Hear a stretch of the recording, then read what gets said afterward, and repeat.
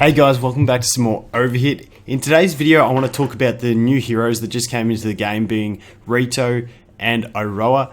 And I just want to talk about their skills and stuff like that. We've got screenshots of their max skills, so this is when we can really look into whether they are worth sort of going for with your summons or not, because I've got a bunch of summons saved up, so this will decide whether I actually go for them or not as well. We'll talk about a couple other things to do with the new event dungeon and stuff like that.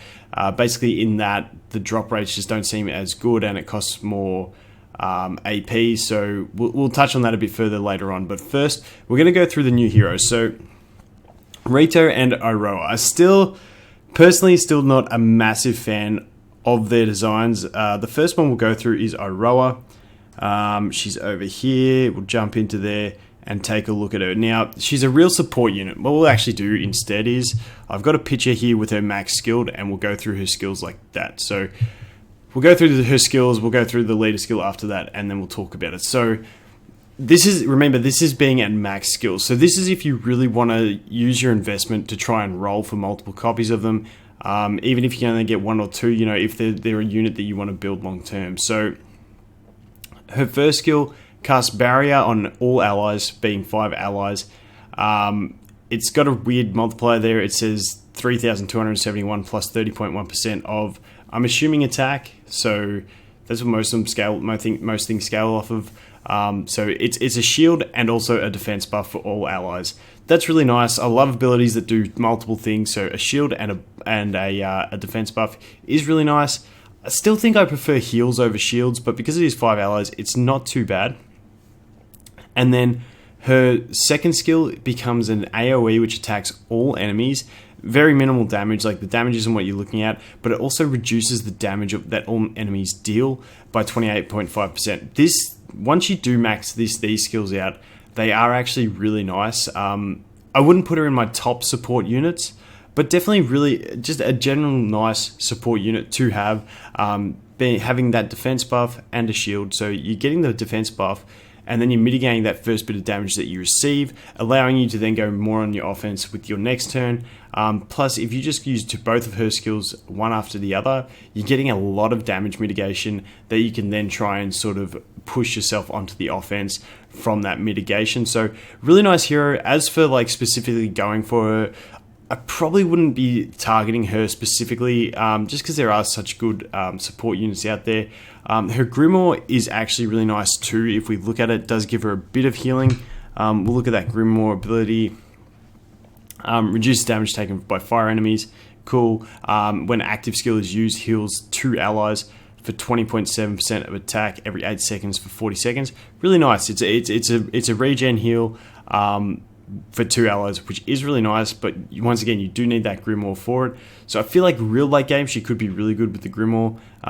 Then you look at her leader skill as well. If there are 3 or more water types, increases the attack of all allies by 15% and block rate by 5%. And this is kind of like Tez's leader skill, where if you just need the 3 water types and then everyone on your team, no matter what element, get that buff. So really nice kit in general. I feel like she needs a lot of investment to get good, but there's still better options, in my opinion, out there. So I'll let you guys decide on her, whether you want to actually go for it. We'll jump in quickly here and have a check out of her skills, because I haven't actually looked at these guys' actual skill yet. So we'll just go for the skill 1 first. Not too bad. Let's go for the skill 2, see what happens here.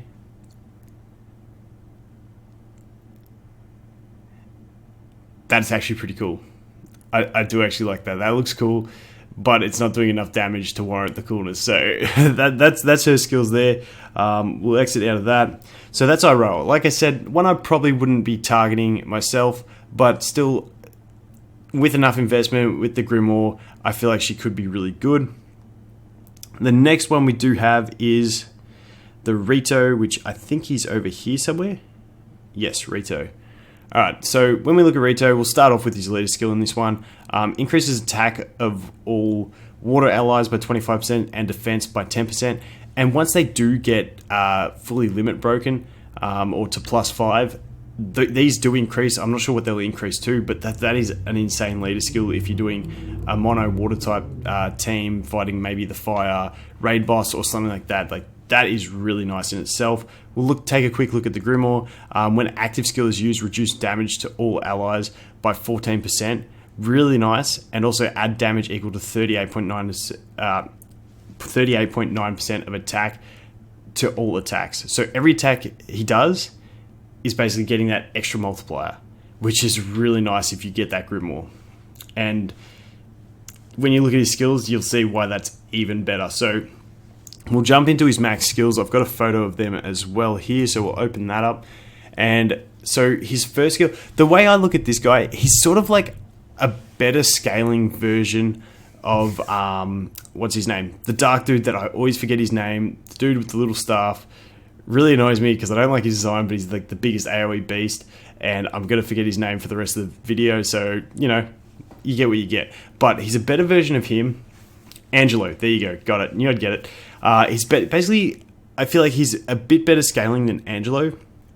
His first skill is basically identical to Angelo's maxed out. I think he's like 3% higher on the multiplier. Angelo does fixed damage on top of it, whereas he does percentage of attack. And endgame, eventually, as your attack gets higher with better gear, it's going to scale better. So we all know how much damage Angelo does. This guy's basically like that, but with better scaling endgame, and that really nice Grimoire skill that's going to add even more scaling to his AoE. So the first skill attacks all enemies and then just deals damage and then deals additional damage to physical enemies. Exactly the same as Angelo's doing extra physical enemies. Just a great skill in general to target back row enemies. You know, they're high damage dealers, just get them sniped out. And then you put that in with his second skill, and his second skill is really nice. It's only 4 enemies at max skill, but still, the fact that it inflicts shock on targets affected by chill, and being a water unit, you know, and having that water leader skill, you can play a lot of synergies to get chill on the enemies. And then if the chill is on the enemies and you use this, they can't use any regular attacks or active skills. Like, that's really good, like, lockout. So this guy, in my opinion, is one that I definitely think is probably worth going for. However, for me personally, I just don't like the design of him that much. So I'm actually not going to... I'm probably, like, I've got these summons saved up. I'll still decide, but I'm probably not going to actually roll for the banner to summon this guy specifically. Just because, like I said, he does look really cool. Cool ability-wise, but his design, you know... Hey, you play these games to have fun, and if you don't like the design of the character that you use in every game, then it's not too fun for me. So I do think he's going to be an absolute beast in arena and stuff like that. Just everywhere in the game, he's going to be amazing. But like I said, I'm probably not going to go for it. But let's check out his skills and see if his skills do look good enough to warrant summoning for him. So we'll check out skill 1 first. Not too bad. Bit of lightning, bit of Thor action. Skill 2. Okay. I wish he looked cool because he's pretty much Thor. But it's just like this little chibi dude doing Thor actions. It's like, nah, not for me. Sorry.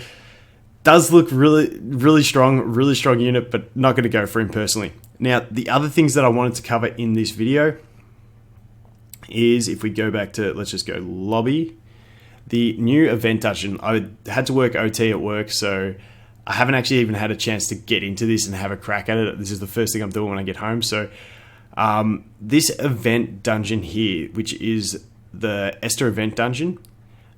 Now, if we go in here, I'll see if I can actually see it now. If we go to battle plan, see how much it actually costs to enter. It's 3. Apparently, so what I've heard is on the extreme mode, it actually costs 5 energy per run, or AP per run. And the drop rates of the upgrade materials aren't that great. So for first impressions, I'll do another video after we do more testing and stuff like that, but the first initial impressions of this event dungeon is do it until you can clear the event. So if we go to, where is it, here, it seems like you want to do this till you do your 4 resets, get all the rewards here, and definitely go for all these rewards. I mean, just getting the Grimoire cores is enough for me. You're also getting an Esther. You're also getting some 4 rainbow potions out of it. I definitely think it's worth finishing this. But after that, in the last one, I think it was Celeste that we had, so I can't remember who it was. Anyway, the last one we had, it was really worth it to just grind that event the whole time to get the upgrade materials, because they drop so often. It only costs 3 AP to run. Now, if it is costing that 5 AP and you're not getting the drops that at the same rate, then it's really not worth it. What apparently they did do is up the quest tokens that you do get. So it's costing you 5 AP, you're getting more quest tokens. So it seems like what they've tried to change is make it so more that it doesn't take as long to finish this event, but once you've done the event, you might want to go farm other stuff. So like I said, if we do more math on it, and I'll find out, but first impressions from what I've been hearing from people on Discord is that it's not going to be as worth it to farm this one. I just wanted to clarify that, because in my last video I said if it's the same as the other one, you'd want to farm it, but apparently it's not looking the same. But once again, in a later video, once I get up to it, start actually getting able to play the game again, I will go into that. So that's going to be it for this one. Like I said, in my summons, that video will be coming up soon. I don't think I'm going to target the new characters, even though that Rito does look like a pretty strong AoE nuker. But thanks for watching, guys, and I'll look forward to seeing you in the next one. Cheers.